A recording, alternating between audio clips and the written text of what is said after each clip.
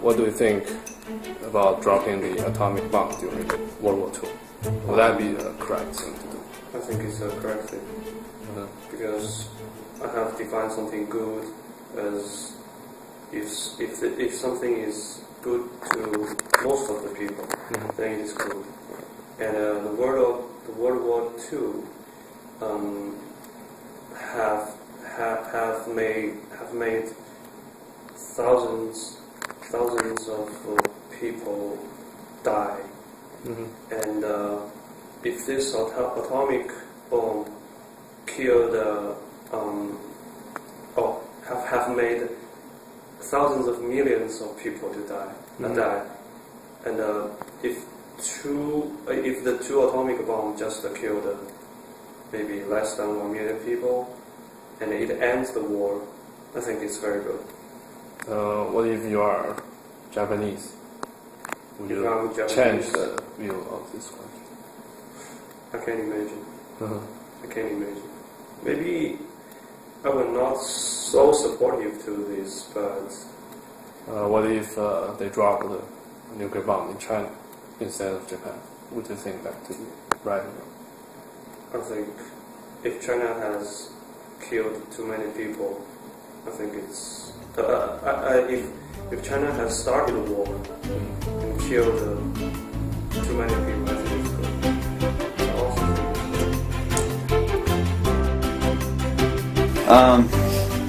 Do you think dropping the atomic bomb during World War II was the correct thing to do?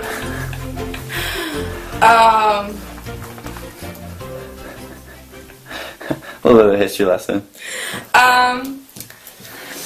Do I think the atomic bomb was the right thing to do?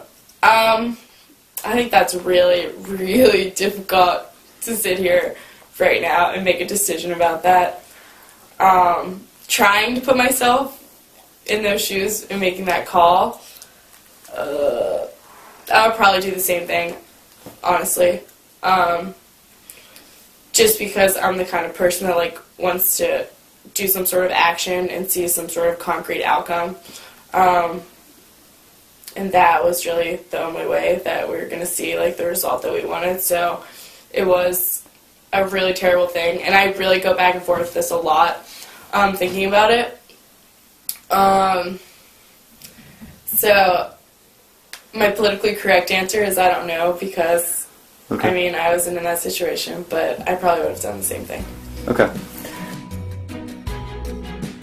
The next question is, if you could live a life that was always happy, would you choose that life? No, definitely not. Why not? Because if I cannot feel the pain, then I don't know what is happy.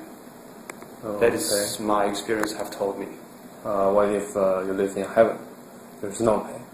There's no pain. I could not distinguish from happy from pain. So happy means nothing to me then. What about different level of happy? For example, you have low level of happy, then happier. No. No. So if I don't have pain, then I will not be satisfied. I will not be satisfied with any level of happy. For example, in my childhood, I lived a happy life, but I didn't know. I didn't realize that. But when I grown up and have gone through some pains, then I realized, okay, that is happy. And now, if I'm having it, I will feel it, and I know that is happy. That is a happy life. If I have ever gone through this pain, I wouldn't know I'm living a happy life now. So there's no way to define happy if you don't know the pain. Yes. If you could live a life that was always happy, would you choose that life? Yeah. Okay. Oh, no, I don't. I wouldn't, actually. Yeah, because I guess, the way that I think about things, I think about things critically, so I think if you're 100% happy, then you're complacent and you're not challenging your everyday life and the things, the decisions you make, and the people, and just like every part of your life.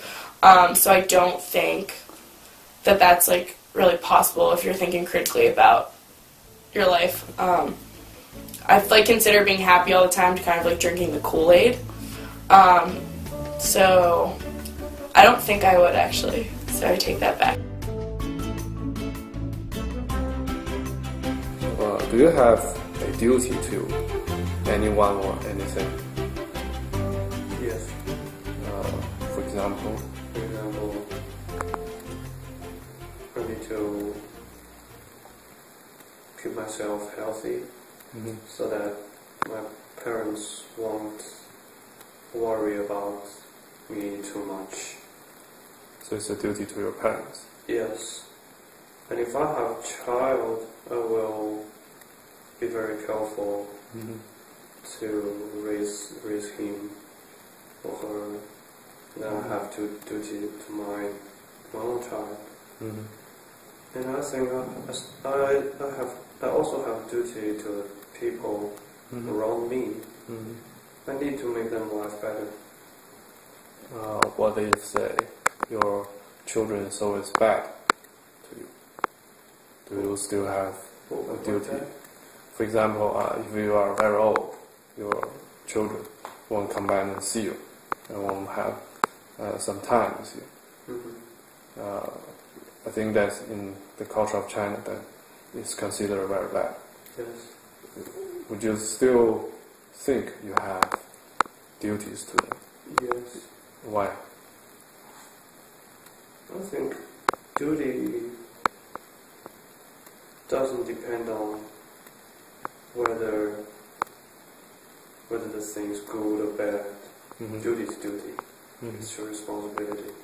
You should do that whenever you need to do it. You believe it's an absolute duty, Yes. regardless of what the consequence or environment.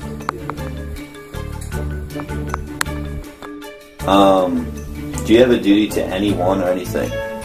Explain.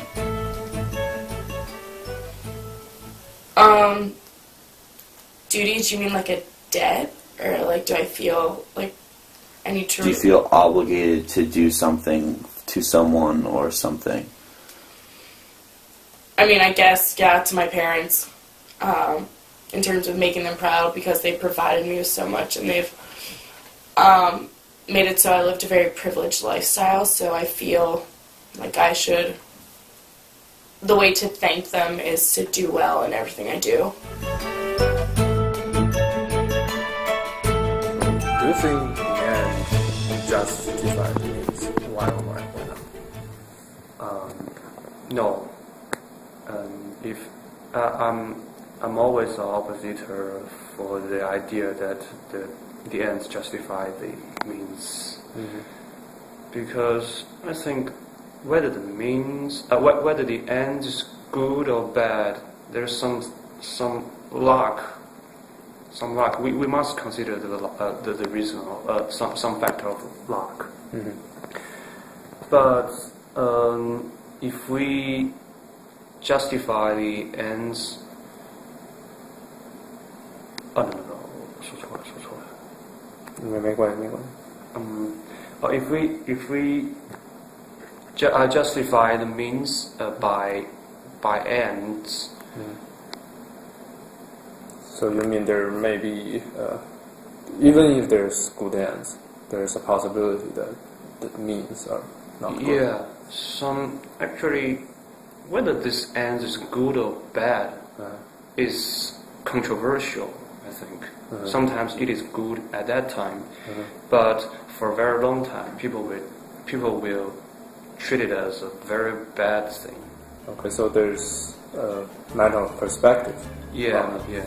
Whether it's good or bad. Yeah, but the means, whether the means is good or bad, is very stable because the ethical